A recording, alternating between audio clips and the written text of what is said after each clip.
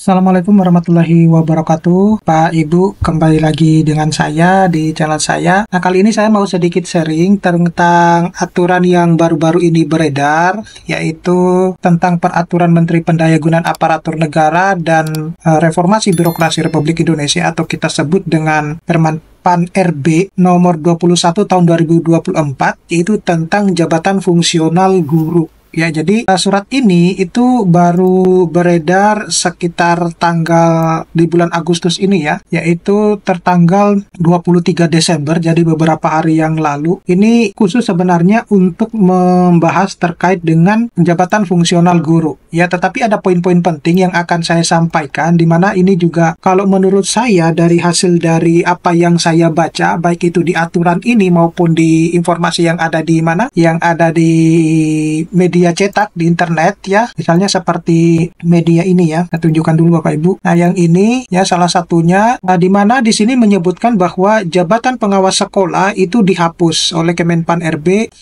merupakan bagian integrasi fungsional guru ya, atau yang disebut dengan dirombak, atau ada juga yang pada bagian ini. Jadi resmi perubahan jabatan pengawas sekolah itu menjadi jabatan fungsional guru berdasarkan Permen-Pan RB nomor 21 tahun 2024. Jadi kalau kita melihat dari apa pernyataan di sini, pada poinnya itu ditulis di sini ya, salah satu perubahan yang paling mencolok itu adalah penghapusan jabatan pengawas sekolah yang selama ini ada, yang kini digantikan dengan jabatan fungsional guru. Jadi kalau menurut pemahaman saya ini sepertinya hanya cuma ganti istilah, tetapi tugas pokoknya itu tetap sama Bapak Ibu. Nah, kalau Bapak Ibu mau memahami lebih mendalam, Bapak Ibu bisa membaca aturan yang Permen-Pan RB nomor 21 tadi itu. Nah, itu Bapak Ibu bisa baca yang itu. Jadi, itu sebagai bentuk landasan bahwa apakah, kalau misalnya bertanya-tanya ya, apakah pengawas sekolah itu benar-benar dihapus gitu ya. Jadi kalau menurut pemahaman saya itu sepertinya hanya cuma perubahan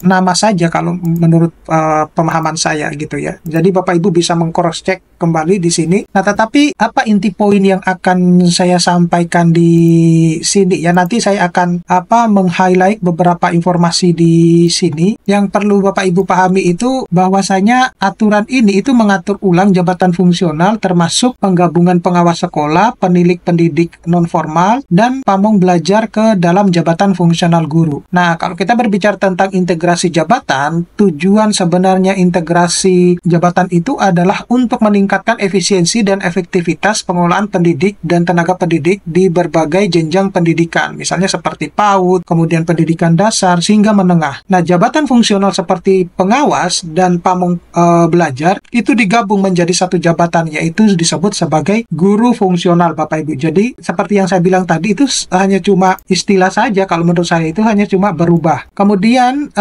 kalau detail transisinya ya, kalau kita lihat di pasal 23, kita langsung aja ke pasal 23, Bapak Ibu bisa baca ya secara lengkap di sini. Sebenarnya yang tertarik itu juga ini yang kenaikan pangkat ini Bapak Ibu. Ya, tapi kita bahas dulu yang pasal 23. Nah, di sini di pasal 23 itu pengawas dan jabatan terkait lainnya itu akan dialihkan ke berbagai jenjang guru fungsional ya, misalnya ahli pertama, ahli muda, hingga ahli madya yang sesuai dengan kualifikasi saat ini, di mana masa penyesuaiannya itu diberikan selama 2 tahun sejak peraturan ini diundangkan, atau sejak nanti peraturan ini itu berlakukan, yaitu Bapak Ibu yang ini ya. Nah, kemudian mantan pengawas dan jabatan ahli lainnya itu akan berperan sebagai pendamping satuan pendidikan, bukan lagi sebagai satuan pengajar Bapak Ibu. Nah, di mana pamong belajar akan tetap fokus pada bidang pendidikan non-formalnya. Nah, persyaratan yang lain itu adalah misalnya kita berbicara terkait dengan persyaratan sertifikasi. Pendidik yang beralih di bawah peraturan ini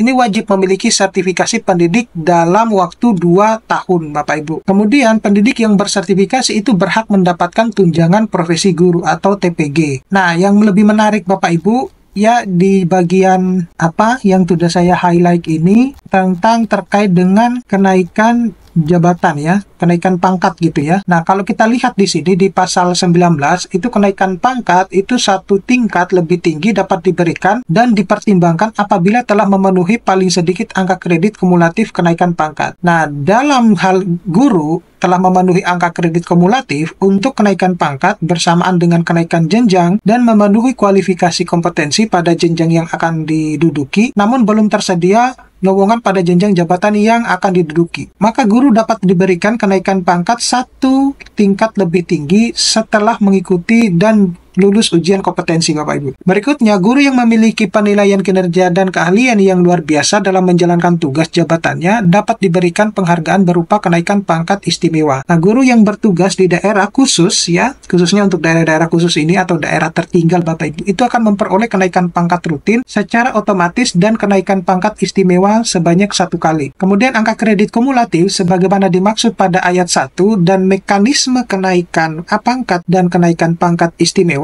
dilaksanakan sesuai dengan ketentuan perundang-undangan. Kemudian untuk usia pensiun dan keberlanjutan, nah pengawas dan pamong belajar dengan jabatan ahli utama dapat melanjutkan tugas hingga usia 65 tahun pensiun ya. Jadi ini suatu hal yang menarik Bapak Ibu kalau kita lihat di sini ya di poin sebentar Bapak Ibu, mungkin agak lama ya karena saya harus butuh scrolling. Nah ini Bapak Ibu ya. Jadi pada poin 3 dan poin 4 ini ya, kalau sampai poin 5 ini hal yang menarik menurut saya gitu. Jadi kalau kita baca di poin 3 ini, ya guru sebagaimana dimaksud pada ayat 1 yang sebelumnya menduduki jabatan fungsional pengawas sekolah, kemudian jabatan fungsional pamong belajar, dan jabatan fungsional penilik wajib memiliki sertifikat pendidik untuk guru paling lama 2 tahun sejak peraturan menteri ini diundangkan. Nah, yang menariknya itu adalah PNS yang menduduki jabatan fungsional pengawas sekolah ahli utama itu mungkin yang kepangkatan paling tinggi ya Bapak Ibu ya, 4 berapa itu, 4T atau 4E gitu. Dan jabatan fungsional penilik ahli utama tetap menduduki jabatan tersebut sampai dengan mencapai batas usia pensiun 65 tahun Bapak Ibu. Jadi kayak seperti pensiunannya dosen. Nah,